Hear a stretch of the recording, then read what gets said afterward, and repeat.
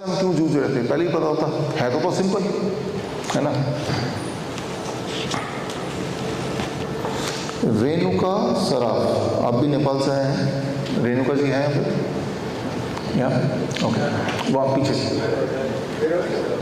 पीछे आप बैठे, नेपाल से हैं, ओके।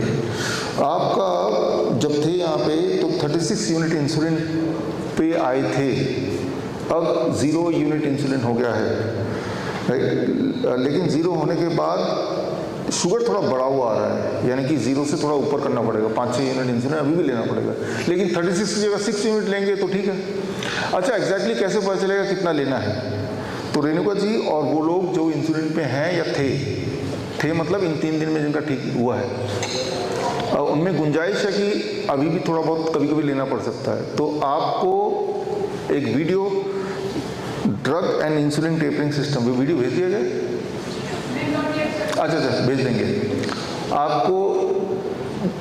4-5 ही पेशेंट ऐसे यहाँ पे, एक खास वीडियो भेजेंगे drug and insulin tapering system, उसको ध्यान से देखिए। वो 45 मिनट्स का वीडियो है कि कब कितना कैसे टेपर डाउन करना है इंसुलिन को, राइट, कब नहीं लेना है, कब लेना है, कब थोड़ा सा लेना है, ये कैसे पता चले? क्योंकि आपकी बॉडी को आदत पड़ गई इंसुलिन लेने की, अब वो आदत छूटने के रास्ते में है, और अब तो 0 आज 0 ही है, लेकिन यहाँ पे थोड़े फ्लक्चुएशन होंगे, ऊपर नीचे होगा, तो कब हमें समझना है कि थोड़ा ले लिया जाए, कितना ले लिया जाए, वो जो कैलकुलेशन है वो कैलकुलेशन कैसे करना है ताकि वो अप्रॉक्सीमेशन हो पाए, राइट। तो उसका जो फॉर्मूला है, उसका सिस्टम है, वो वीडियो आपको दे देंगे आज शाम तक। फिर उसके हिसाब से इंसुलिन डिपेंडेंट जो पेशेंट हैं जिनके यहाँ स्कैनर लगा है, वो ब्लड शुगर बार बार चेक करके थोड़े दिन तक करेंगे, और जो स्कैनर लगा है वो 14 डेज़ के लिए लगा है, 14 दिन, जिस दिन से लगा है, यानी कि थर्सडे से 14 डेज़ यहाँ पे ख़त्म होते हैं, 14th डे पे उसको आपको निकालना है, निकाल के उसको एक एनवलप में डाल के हमें कुरियर कर देना है हमारे एड्रेस पे। एड्रेस कौन सा एड्रेस है? हमारे फरीदाबाद का, नहीं तो हम उसको, address is given to them, हाँ एड्रेस भी हम आपको व्हाट्सएप कर देंगे, वहाँ भेज देंगे। 14 दिन के बाद जब आप हमारे पास आएगा तो उसको हम 14 दिन आपने क्या किया, 14 दिन आपका ब्लड शुगर कैसा था, वो हम कंप्यूटर में डाल के देख लेंगे। हमें यही पता चल जाएगा कि आपने लड्डू पेड़े खाए, वो भी उसमें दिखाई देगा। तो बोलने का मतलब है कि कोई चीटिंग का कुछ स्कोप नहीं है, यानी कि घर चले गए आप कुछ भी खा सकते हैं, ठीक है ना। तो आप देख रहे हैं कि इस तरह की रीडिंग 14 दिन की हमारे पास आएगी, तो उसकी बेसिस पर हम असेसमेंट देंगे कि भाई व्हाट नेक्स्ट, और आपकी जो सर्केडियन चार्ट आपको दिया गया है उसमें और क्या बदलाव करना है। अभी सर्केडियन चार्ट क्या करना है, दिस इज वैलिड फॉर से नेक्स्ट फ्यू डेज, लेकिन उसमें अगर बदलाव करना होगा तो एटलीस्ट जो इंसुलिन डिपेंडेंट पेशेंट है वो उस पर डिपेंड करेगा कि 14 दिन का ब्लड शुगर का परफॉर्मेंस आपका क्या रहा है। संदीप गुप्ता, आपका बैक पेन रिलीफ हो गया, बॉडी पेन रिलीफ हो गया, हेडेक में रिलीफ हो गया, मेडिसिन भी आपकी छूट गई है ना। तो ये सारे आपके आज के अचीवमेंट अब तक के पिछले 3 दिन के, यानी कि इसका मतलब है कि बॉडी पेन चला जा सकता है, दवाइयाँ छूट सकती हैं, सामने एग्जाम्पल है ना, छूट ही रही हैं, लेकिन किसी का आज नहीं छूटा तो कल छूट जाएगा। आपको सिर्फ ये देखना है कि मुझे अपने चार्ट जो आपको मिला है उसके नज़दीक रहना है। अगर हमने बोला 6 बजे तक डिनर कर लो, तो हो सकता है 6 बजे तक ना कर पाए तो 7 बजे तक कर लें, मतलब कोशिश में रहें, ऐसा नहीं करें कि 10 बजे तक कर रहे हैं, राइट। तो इस तरह से। संजय मिश्रा, आपकी भी दवाइयाँ छूट गई हैं, और दवाई छोड़ने के बावजूद भी आज का जो ब्लड शुगर का रीडिंग है 104 फास्टिंग, फैंटास्टिक, विदाउट मेडिसिन, ठीक है। सपना श्रीवास्तव, आप हैं, आपको कल यहाँ पर डायलिसिस करना पड़ा, ठीक है। तो डायलिसिस के पेशेंट्स होते हैं, उनको 72 आवर प्रोग्राम में नॉर्मली हम नहीं इंक्लूड करते, उनको हम बोलते हैं 1 हफ्ता 10 दिन 15 दिन तो यहाँ पे रहना पड़ेगा, उनको अलग से हमने आईपीडी में रखते हैं, रखा भी है, यहाँ भी वो बैठे हैं पीछे। तो खैर अब सपना जी आप 72 में आ ही गए हैं, तो आपको ग्रैड ऐप डाउनलोड करना है। ग्रैड ऐप आपको व्हाट्सएप में भेज देंगे, भेज दिया क्या ग्रैड ऐप? आज भेजेंगे ग्रैड ऐप, तो उस ऐप को डाउनलोड करेंगे। उस ऐप में आपको रोज़ जो जो पैरामीटर मांगेंगे वो भरना है उसमें। वो जब भरेंगे तो उससे हमें पता चलेगा कि आपकी स्थिति क्या है और अकॉर्डिंगली हम आपको क्लोजली मॉनिटर करेंगे। क्लोजली मॉनिटर मतलब कि ऐसे पेशेंट जो ऑलरेडी डायलिसिस पे हैं तो उनको कब डायलिसिस की ज़रूरत पड़ेगी या नहीं पड़ेगी, कैसे उनको धीरे धीरे कम करना है, धीरे धीरे टेपर डाउन करना। अचानक से नहीं एब्रप्टली डायलिसिस बंद कर सकते हैं। इंसुलिन भी अचानक से एब्रप्टली किसी का बंद नहीं किया गया, कोई दवाई भी एब्रप्टली नहीं बंद की हमने। वो हमारी एक टीम है, मेडिकल डॉक्टर्स की टीम, वो एलोपैथिक डॉक्टर्स भी हैं, आयुर्वेदिक डॉक्टर भी हैं, होम्योपैथिक डॉक्टर भी हैं, न्यूट्रिशनिस्ट भी हैं। उन सबके नाम जिन्होंने आपके असेसमेंट की है, आपके सर्केडियन चार्ट में सबके नाम डेजिग्नेशन लिखे हुए हैं ऊपर अगर आप पढ़ेंगे तो। एक लंबी चौड़ी टीम है जिन्होंने आपके रिपोर्ट्स को देखा, ना केवल जब आपने दिया तब, बल्कि इन 3 दिन में और बल्कि आने वाले दिनों में भी वो देखेंगे। उसके आधार पे हमने आपके इम्प्रूवमेंट के बेसिस पे धीरे धीरे टेपर डाउन किया है। जिस पे भी आप थे, वो ड्रग था, इंसुलिन था, या फिर वो जिनको डायलिसिस पे थे, कब अब पहले हो सकता है हफ्ते में 2 दिन कर रहे हों, फिर 1 दिन करना है, ऑल दोज थिंग्स। तो वो सारे एक्सपर्ट्स, वो मैं अकेले नहीं करता, there are so many experts and then we conclude.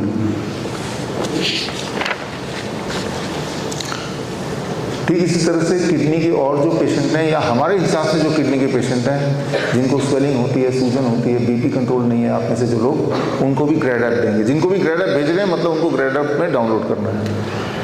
ठीक है, जो इंसुलिन डिपेंडेंट पेशेंट है उनकी मॉनिटरिंग कैसे होगी, they are going to send this. जो किडनी वाले पेशेंट की मॉनिटरिंग कैसे होगी, ग्रेड ऐप के माध्यम से होगी। तो इस तरह से जो ज़्यादा जिनको डिटेल्ड मॉनिटरिंग की ज़रूरत है तो उनके लिए अलग अलग मैकेनिज्म हमने बनाया है जो टाइम टू टाइम उनको बताएंगे जिनकी जिनकी ज़रूरत है। शालिनी जैन, आप हैं, बैठिए बैठिए। आपका रिलीफ इन जॉइंट पेन है, रिलीफ इन कॉन्स्टिपेशन है, बैक पेन में आराम है, वेट भी 1 kg कम हो गया। ठीक है, तो काफ़ी तरह तो आपका तो पैसा वसूल हो ही गया एक तरह से। हाँ, तो काफ़ी रिलीफ मिल गया। तो चीज़ें जब आपकी ख़राब होनी होती हैं तो it takes years to break down, लेकिन ठीक होने में आप देख रहे हैं कुछ घंटे कुछ दिन लगते हैं। ये कमाल है हमारी बॉडी का। श्रवण चौरसिया, आपका जब आए थे ब्लड प्रेशर 140/100 था, but at the same time blood pressure में मेंटेन किया विद 3 मेडिसिन पर डे। अब 3 से 2 ब्लड प्रेशर हो गया, 2 मेडिसिन हो गए, ख़त्म नहीं हुआ। और ब्लड प्रेशर भी थोड़ा कम हुआ, 140/90 आ गया, थोड़ा कम हुआ, है ना। 120 भी हो गया, 120 भी हो गया, 120 भी हो गया था। तो हफ्ते में मैंने देखा ऑन एवरेज जो ब्लड प्रेशर वाले पेशेंट हैं उनको हफ्ता लगता है पूरी तरह से दवाइयों से छुड़ाने में। अभी तो तीसरे दिन है, 4 दिन और सही, 4 दिन छोड़ो 10 दिन और सही, ऐसे मान लेते हैं। बट अल्टीमेटली बहुत ज़्यादा इंपॉर्टेंट है कि ब्लड प्रेशर की दवाई के चुंबल से बचाना अपने आप को, क्योंकि वो ब्लड प्रेशर का दवाई क्या करता है, आपके लंग, हार्ट एंड किडनी ये तीनों मिलकर डिसाइड करते हैं कि at any point of time what should be your blood pressure. यानी कि ये जो दवाई है ये तीनों को इंटैक्ट करता है, तभी जाके ये इंटरफेयर करके आपका ब्लड प्रेशर को ज़बरदस्ती नीचे रखता है, राइट। तो ये सही मैकेनिज्म नहीं है ब्लड प्रेशर को रिड्यूस करने का। इस मैकेनिज्म में श्योरली और डैमेजिंग और हार्ट, किडनी, लंग सारे कुछ डैमेज करते हुए तब ब्लड प्रेशर कंट्रोल होता है, राइट। तो मान लीजिए ये जैसे मैंने बोला था, मान लीजिए पाइप है और ऊपर से पानी, मैंने कल भी एग्जाम्पल दिया था, पानी ऊपर से टैप में से पानी आ रहा है। अब पाइप को जब दबाते हैं तो उसका डायमीटर कम होता है तो ब्लड प्रेशर, वाटर प्रेशर बढ़ेगा, है ना। हमारे बॉडी में इस तरह का जो पाइप है जिसे ब्लड वेसल बोल सकते हैं, उसके अंदर अगर छोटे छोटे ब्लॉकेज हो जाए तो डायमीटर क्या होगा, हाँ, तो डायमीटर कम हुआ तो ब्लड प्रेशर बढ़ गया। तो ब्लड प्रेशर को घटाने का सही तरीका क्या है कि वो जो अंदर छोटे छोटे ब्लॉकेज होंगे उनको निकाल दो। तो कैसे निकालें, ब्लॉकेज को निकालने की कोई दवा नहीं बनी, ब्लॉकेज को निकालना है तो यही सर्केडियन चार्ट है जिसको फॉलो करना है। और इस सर्केडियन चार्ट से जब ब्लड प्रेशर कम हो रहा है आपका या हो जाएगा, हो रहा है अभी, है ना, तो इसका मतलब ब्लॉकेज खत्म हो रही है, तो वो उपलब्धि है, राइट, कि ब्लॉकेज को खत्म करके हमने ब्लड प्रेशर को घटाया है जो कॉज है। अब मान लीजिए यहाँ पे बर्फी फेंका किसी ने, मिठाई, तो थोड़े दिन में चींटियाँ आ जाएंगी। अब आपको एक बंदूक दे दिया, सारी चींटियों को मार डालो, तो कितना समय लगेगा सारी चींटियों को मारने में? मार ही नहीं पाएंगे, जितने करते रहेंगे और चींटियाँ इकट्ठे होती रहेंगी, राइट। तो चींटियाँ कॉज नहीं है, कॉज क्या है? मिठाई। अब मिठाई को उठा के आप गायब कर दें, थोड़ी देर में चींटियाँ रहेंगी क्या? तो you have to hit the cause. So why the blood pressure is high consistently? Because there may be some blockages, right? या आपके ब्लड वेसल जो है अंदर से उसमें एक लेयर आ गया होगा तो वो छोटा हो गया, लेयर को हटाना है। लेयर कैसे हटेगा? जब बॉडी में नाइट्रिक ऑक्साइड प्रोड्यूस होता है तो वो झाड़ू लगाता है अंदर से, मैल साफ करता है। नाइट्रिक ऑक्साइड कैसे प्रोड्यूस होगा? आपका सर्केडियन क्लॉक को ठीक करके। ये अपने आप में ये भी एक नोबेल प्राइज विनिंग साइंस है। It got Nobel prize in I think 2016। Nitric oxide आप ढूंढ सकते हैं। तो हम कॉज को हटाए बिना बंदूक से सिर्फ अगर चीटियां मारते रहेंगे तो लगेगा तो सही कुछ कम हो गया, देखो बढ़ गया, फिर कम हो गया, बढ़ गया। जिंदगी भर यही चलता ना। हर महीने डॉक्टर पास जाते हैं, अरे आज इस बार थोड़ा ब्लड प्रेशर कम हो गया, दवाई फिर कम कर दी, अगली बार अच्छा ये और बढ़ गया, थोड़ा और दवाई चेंज कर देते हैं। ये तो चलता है। इट इज सेम लाइक कि बंदूक वो दे दिया, बंदूक की गोलियां खत्म होगी और बार बार आप जा रहे हैं, बोलेंगे इस बार तो गोली से काम चल रहा है, इस बार तोप देते हैं आपको। तो हाँ, वो जो चीटियाँ भागे ना भागे लेकिन आपका घर ही सत्यानाश हो जाएगा।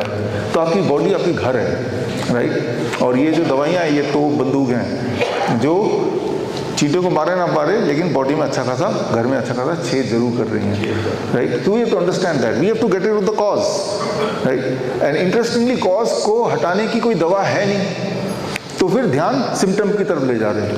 तो ब्लड प्रेशर अपने आप में कोई बीमारी नहीं है। आपके बॉडी में जो ब्लॉकेज आ चुके हैं, जो अंदर एक नया लेयर आ गया, that is a disease, that is a cause. उसको हटाने से मतलब हमें, और उसको जब हटाएंगे साथ में जॉइंट पेन वगैरह है वो भी हट जाएगा। आप देख भी रहे हैं कि simultaneously we all are on similar kind of regime in last 3 days। लेकिन किसी का जॉइंट पेन कम हो रहा है, किसी का कॉन्स्टिपेशन कम हो रहा है, किसी का ब्लड शुगर कम हो रहा है, किसी का इंसुलिन छूट रहा है, ऐसे ही हो रहा है ना। तो अल्टीमेटली बॉडी को जो चीज़ नहीं चाहिए उसको बॉडी से बाहर फेंक देना है। यहाँ बर्फी नहीं चाहिए, उठा के बाहर फेंक दिया, तो चींटियाँ कहाँ क्यों रहेंगी यहाँ पे? इट विल बी गॉन, है ना। तो ये हमें समझना होगा। जो चीज़ें मैं बता रहा हूँ these are all reference science. यही जो 2 किताबें दी हैं उसमें आपको इनके रेफरेंसेस दिए हुए हैं। तो ये अनसाइंटिफिक बात नहीं। और सबसे इम्पोर्टेंट तो आप अपने आप में बदलाव देख रहे हैं और आगे देखते भी रहेंगे। सुदामा यादव,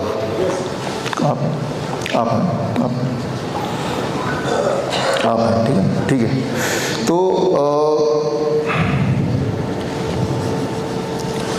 पिछले 2 दिन से आपकी सारी दवाइयाँ बंद हैं और आपका ब्लड शुगर, ब्लड प्रेशर उसके बावजूद भी इन एनफ कंट्रोल। दवाइयाँ बंद होने के बाद भी ब्लड प्रेशर 120/70, जो कि एक 20 साल 16 साल की लड़की का होता है, वो आपका है। इससे अच्छी बात क्या हो सकती। ब्लड शुगर 208 है, 208। एक बात याद रखिए, मान लो जो यंगस्टर हैं 20 साल से नीचे उनका ब्लड शुगर 200 तक रहे तो ठीक है।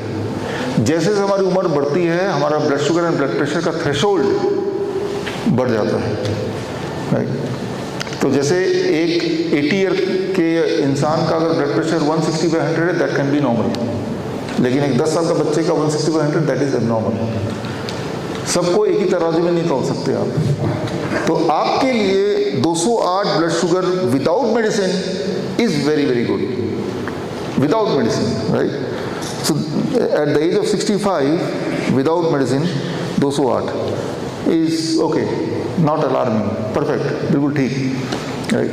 रात दिन की आप दवाई ले रहे थे तब 180 था, तो प्रेफर ये करेंगे कि दवाई ना लें और 208 रहे। लेकिन अभी 3रा दिन है, कल 4था दिन होगा, 5वां दिन होगा, ये और सेटल होता रहेगा। और हमें ब्लड शुगर को तो सेटल करना ही नहीं है, हमें अपने क्लॉक को ठीक करना है। Let the body decide. हमें कैसे पता चलेगा हम सही रास्ते में कि नहीं? हमारे सिम्टम कम होने चाहिए, एनर्जी लेवल बढ़नी चाहिए, नींद गहरी होनी चाहिए, हम यंग फील कर रहे हैं कि नहीं, हमारी ताकत बढ़ रही है कि नहीं, हम देर तक खड़े हो सकते हैं, देर तक चल सकते हैं, एंजाइना खत्म हो रहा है कि नहीं। अगर इन सब के आंसर पॉजिटिव में है तो मतलब गाड़ी सही दिशा में चल रही है। That should be the ultimate measuring parameter, right.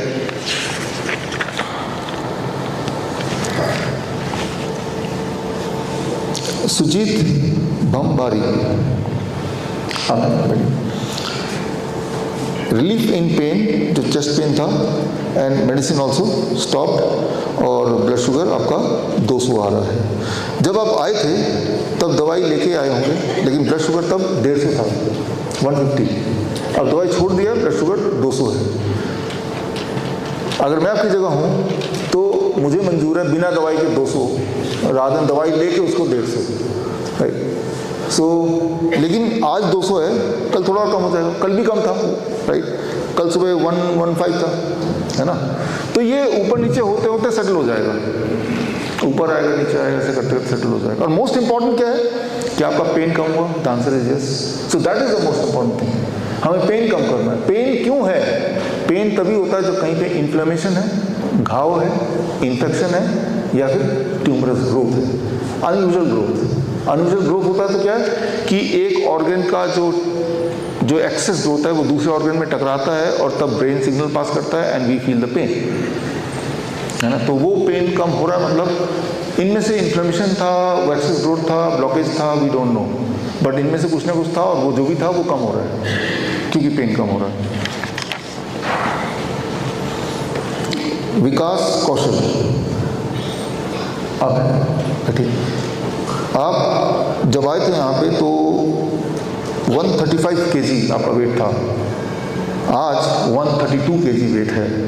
3 दिन में 3 kg वेट कम हो गया, ये तो बहुत अच्छी बात है, राइट। इसी रफ्तार से अगर चलेंगे तो 1 महीने में 30 kg वेट कम हो जाएगा, यानी आप पूरे 100 किलो के हो जाएंगे 1 महीने बाद, राइट। ये तो बहुत अच्छी बात है। लेकिन हमने ये देखा है कि नॉर्मली जिनके ज़्यादा वेट होता है, जैसे 130 is a good amount of weight, उनका पहले महीने इसी रीजन में रहते हैं तो 10% घटता है।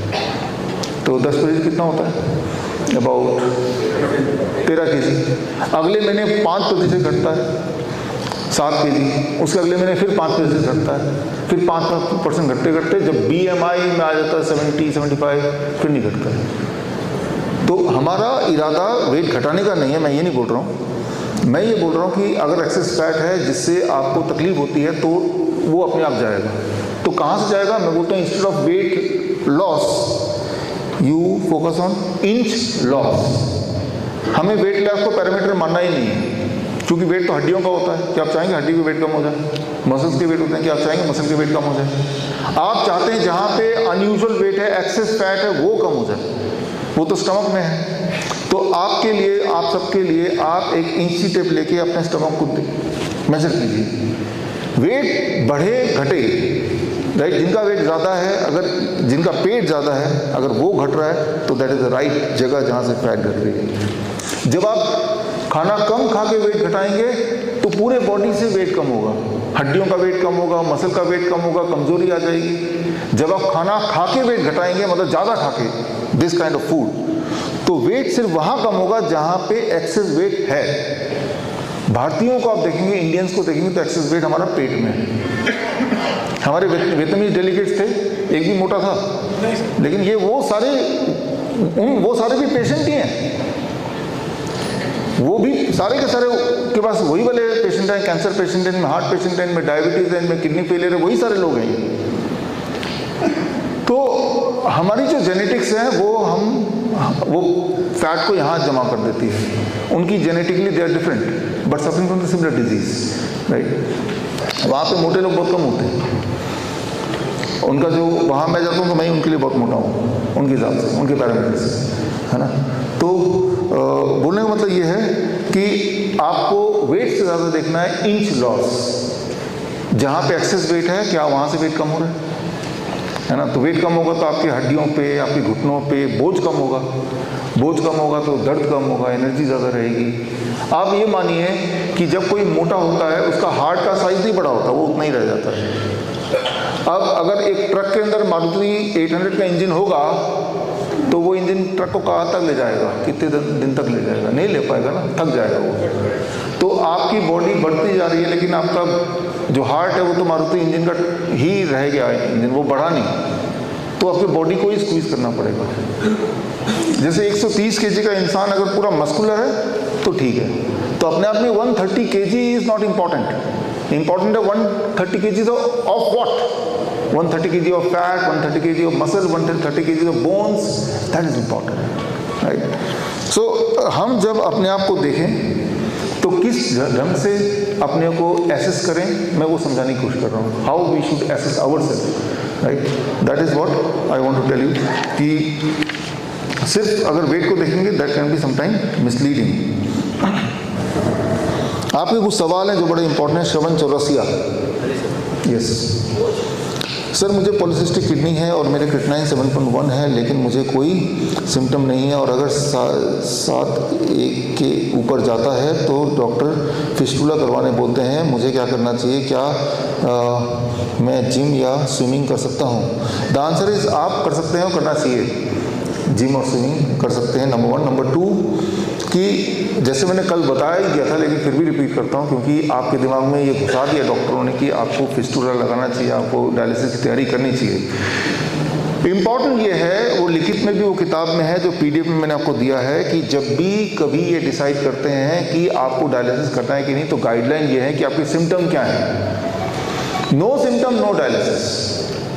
तो अगर मैं आपसे पूछूं सिम्टम क्या है, आप बोलेंगे कोई सिम्टम नहीं है, बोल ही रहे हैं, लिख के भी दे रहे हैं, तो no dialysis. Creatinine is not the deciding factor to decide whether you have to go for dialysis और नॉट, राइट। वो राइट पिक्चर नहीं दे रहा आपके किडनी का। राइट पिक्चर कौन सा, तो कौन देता है? सिम्टम, जो मैंने कल बताया था, राइट। तो क्या करना चाहिए हमें? एहतियातन आपको जो सर्केडियन चार्ट आपके हाथ में दिया हुआ है उसको फॉलो करना चाहिए, और आपको ये देखना है कि जो क्लासिक सिम्टम होते हैं किडनी फेलियर के, क्या वो सिम्टम आ रहे हैं क्या? अगर आ रहे हैं तो उस पर काम करना। उस पर कैसे काम करेंगे? दोबारा से मेरा आंसर रिमेन सेम कि आपको सर्केडियन चार्ट फॉलो करना है। तो जो पॉलीसिस्टिक किडनी है, नाम अलग अलग दे दिए गए हैं, chronic kidney disease, acute kidney disease, polycystic kidney, इनके चक्करों में पड़ेंगे तो बहुत ही गड़बड़ हो जाएगी। आप सिर्फ एक ही चीज़ को पैरामीटर मानिए, आपके सिम्टम को मानिए, क्योंकि गाइडलाइन भी यही है, एविडेंस भी इसी के हैं। आपके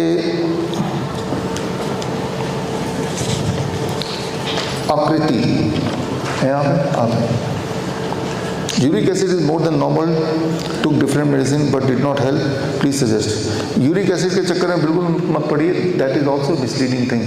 कल मैंने बताया था, बाद में जब हमारी बात हो रही थी, खासतौर पे PSA, right. So prostate specific antigen PSA test, जिसमें उसको देखते हैं कि एक रेंज से ज़्यादा PSA है किसी का, तो वो कैंसर है, प्रोस्टेट कैंसर मान लेंगे। जबकि उसके जो डिस्कवरर है, उन्होंने ये साबित करके दिखाया कि PSA किसी का रेंज से 1000 गुना भी ज़्यादा है, तब भी उसका कैंसर से कोई संबंध नहीं है। तो कुछ ऐसे पैरामीटर्स हैं जिसका कोई मीनिंगफुल साइंटिफिक एविडेंस नहीं है, चाहे वो यूरिक एसिड हो, चाहे वो PSA हो, राइट। तो आप उसके चक्कर में ना पड़ें तो अच्छा है। अमर बंसल है आप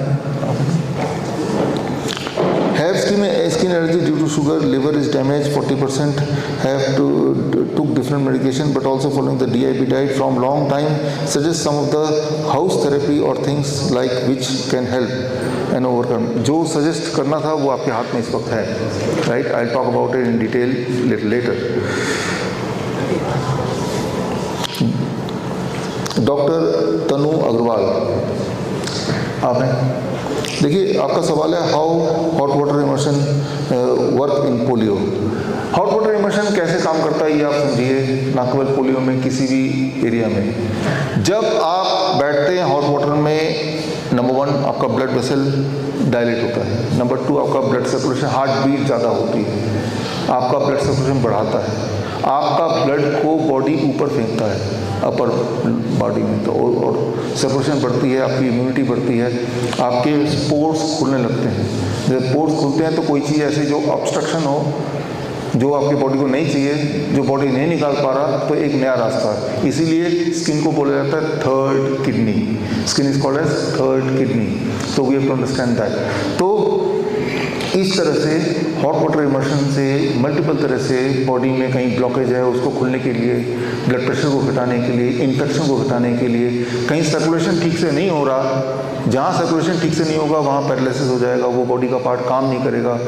जहाँ पे इन्फ्लेमेशन है, घाव है, इंटरनल घाव है कहीं, तो इन्फेक्शन है कहीं पे, तो वहाँ पे हीट जाएगा तो इम्यूनिटी, हीट से इम्यूनिटी अट्रैक्ट होती है। आप जो पंचकर्मा कर रहे थे अलग अलग, उनमें कई बार हीट दिया गया आप में से कुछ लोगों को, जब जैसे जानू बस्ती करते हैं यहाँ हीट देते हैं, हीट देंगे तो इम्यूनिटी वहाँ आती है और इम्यूनिटी उसको रिपेयर करने लगती है। तो देयर आर मल्टीपल वेज जिससे हॉट वाटर इमर्शन काम करता है। और इसको और डिटेल में अगर आपको समझना है तो 360 degree postural medicine the book जो आपको PDF दे दिया है उसमें बड़ी अच्छी तरह से सारा कुछ एक्सप्लेन्ड है, डायग्राम के साथ, साइंटिफिक एक्सप्लेनेशन के साथ वो एक्सप्लेन्ड है, वो आप देख लीजिएगा। विच नहीं, कोल्ड वाटर के बाद बढ़ा, हॉट वाटर के बाद, हॉट वाटर नहीं, कंटिन्यू करना है। इट कैन बी कोइंसिडेंटल, है ना, कोइंसिडेंस की बात है, राइट। तो कई बार होता है ना कि आज ही मैंने आम खाया, आज ही मेरा एक्सीडेंट हो गया, मेरा गाड़ी पंचर हो गई, तो आम खाने से पंचर हुआ क्या, है ना, वो कोइंसिडेंस भी होता है कई बार।